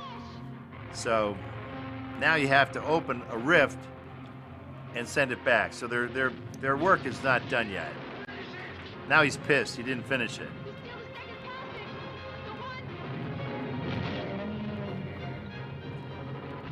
So Joe LaDuca is now doing epic music here. This is where we're at the apex of the movie. This is life or death pretty much at this point. So we called this thing affectionately Rotten Applehead, and it's so scary. Pause it there for a second. It's so scary, it causes Ash to go prematurely gray. And so in order to get that silver streak to appear, again, I think my head was attached to a device that would keep me in a very specific angle. And as they applied more and more of the white, I had to go from sort of normally afraid to very terrified over the course, again, of like a half an hour of not blinking and trying to track your expression as they paint the white on. So it's an exercise in torture, basically, but Sam wanted that. He wanted it to be so scary. So this thing is called Rotten Applehead. That's what we called it. And it's got the manifestations of all the other characters that had died throughout the movie. After this was done, go ahead and let it play. They wound up using this thing. We left it in Waysboro, North Carolina. We didn't want to haul this thing around because it was actually pretty big. Is that we just gave it to somebody and they used it in a haunted house for years, apparently, afterward. Payoff of the hand, which I think is a great payoff, that stupid little hand. They hadn't dealt with it. Just as she was about, no, you got another no, you got to have the no. So just as she's about to do it, she gets stabbed in the back, literally. These are things that are clumsy to work with, the mechanics of those things. Okay, it's the giant tree branches are going to come and get you, so you kind of have to work together with it. The thing's not really going to grab you that hard, so you have to make it seem like it is. So now she closes the deal. Good job. This is a pretty good combination. I thought that wasn't a bad special effect.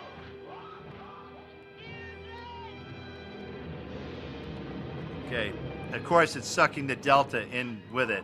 Sam's got to have that car, right? You know, so you got to take the Delta with it. I thought this is very noble. It's a good character death. She dies a heroine. She saved the day, basically. No, Ash is not done yet. I'm going to get you in your gelatinous eye. See, now look, that's blue blood. We didn't even use blood because we were trying to get an R rating. It didn't work. So why did we even bother? Now, this is a ridiculous sequence where... Right, everything's fine for like 2 seconds.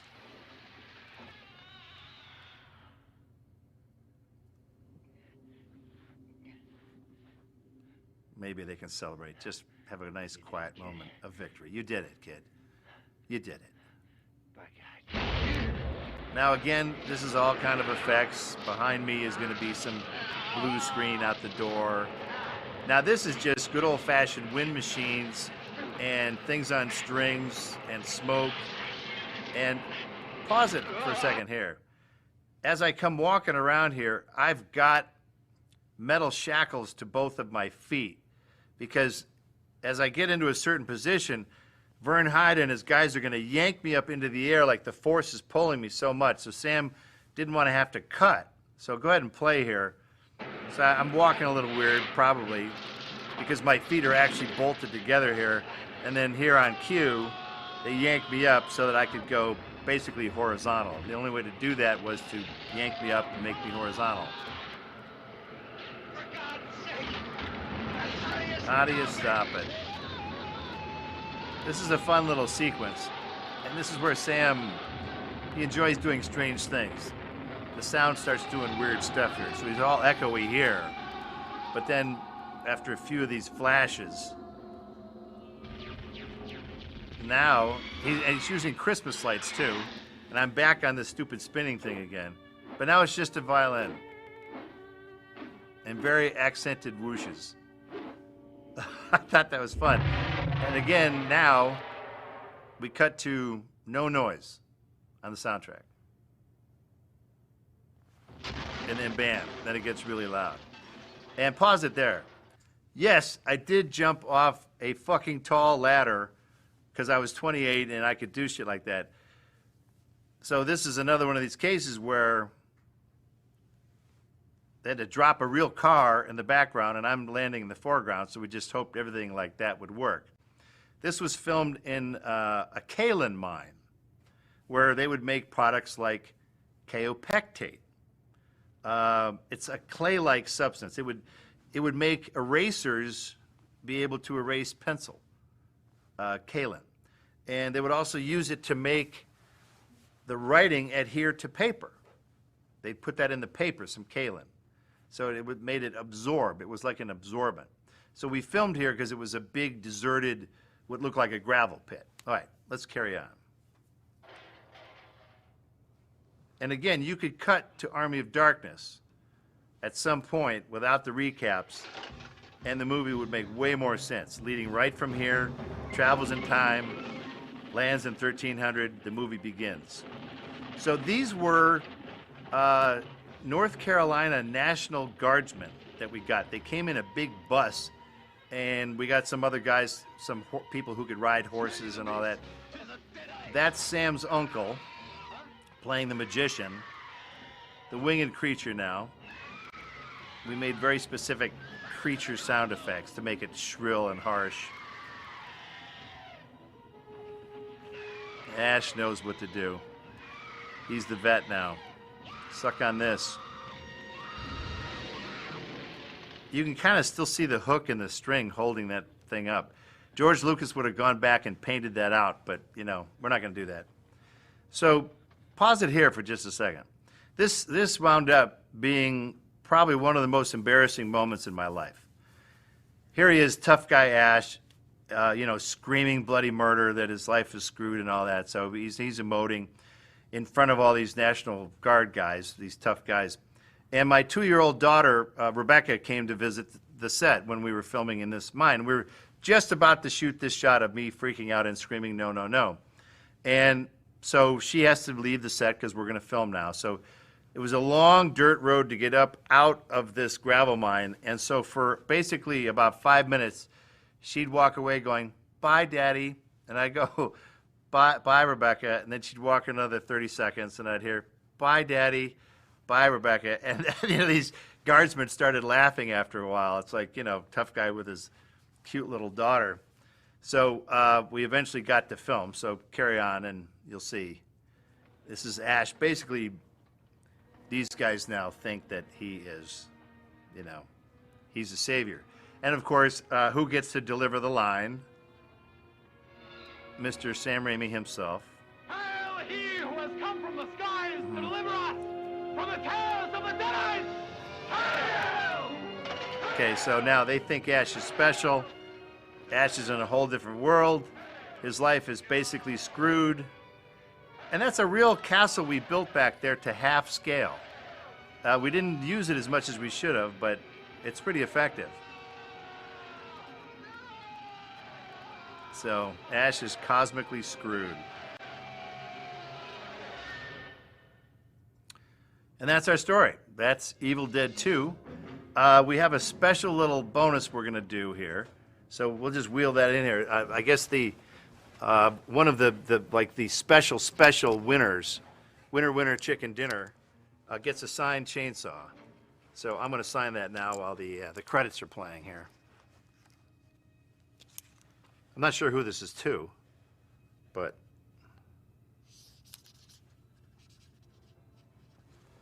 saw you later.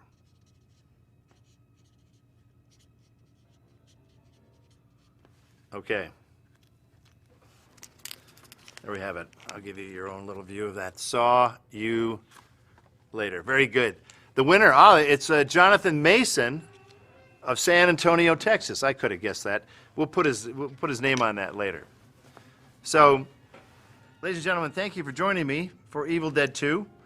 If this works, we'll move on and we'll do Army of Darkness next. But until next time, thank you for tuning in. Folks have been very good to Evil Dead 2 over the years. It's also been, I think, some of people's favorite out of the three as well. So I can't blame you. It hit a fun little sweet spot. And then what happened after this movie? Then I think we all moved to California and started living the California dream and working on movies in Los Angeles. We had always been out of Michigan before that. So this movie represented time to go to Hollywood. So thank you for watching, and I bid you a fine remainder of 2021. Are we going to do any questions? Talk more about the Three Stooges influence your style. Well, that's what I call a splat stick. Scott Spiegel was a big Three Stooges fan. We all were. So we didn't want to make the same grim Evil Dead movies, so we put a little more of this. Anything cut from the film that you wish was still in the movie? Not really. Not really. We wanted it lean and tight. The movie's only, I think, like 83, 86 minutes. We don't feel that movies like this should be long. We feel like they should hurl along. What else we got? Was that like working in a daughter something? Working a daughter into the series for Ash, did you feel you had to make any adjustments to the character for Brandy to follow her old man's footsteps? I think you're talking about Ash versus Evil Dead. That doesn't apply to this session, but that's all right. Let's do one more. One thing you could change, what would it be? I don't know, bigger salary, maybe? I don't know. That's all good. What's your favorite Ash line? There's a lot of them. A lot of them. Ash versus Evil Dead got a bunch of them, too. I don't know. I like his one-liners. They wound up being said by Duke Nukem. But I guess I should be honored. So there we are, folks. That's the end of our show tonight. Thanks for tuning in. And good night.